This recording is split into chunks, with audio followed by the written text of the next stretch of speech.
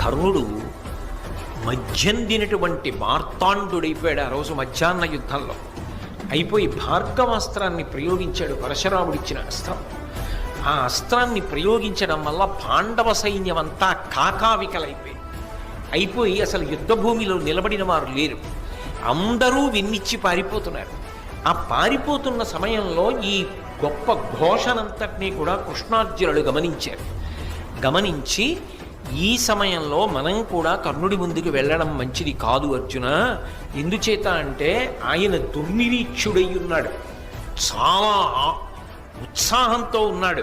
ఇటువంటి సమయంలో మనం ఎదురుబడితే కర్ణుడి యొక్క వీర ప్రదర్శనమునందు తట్టుకు నిలబడగలమన్న నమ్మకం తక్కువ.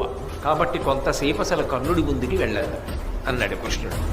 వెంటనే అర్జునుడు అన్నాడు, పట్టపగలింటి సూర్యుని పగిది